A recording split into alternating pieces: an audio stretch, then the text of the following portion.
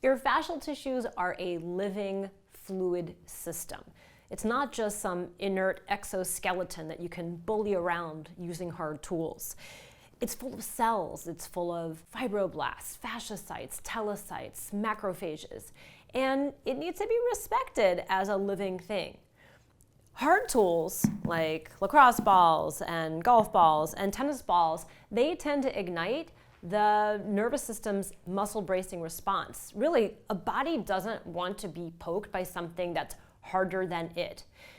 The softer role model balls, they tend to disarm your muscle bracing response so that you can actually get some therapy done.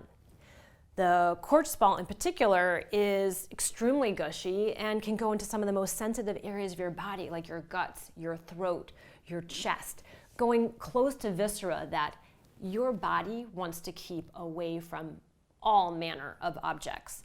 So why would you choose a tool to be at war with your fascia when you can find a tool that can help you to sink in, have a discussion, improve your embodiment, and thus improve your health and well-being? Really, this is the principle of like likes like. Soft tools like soft tissue.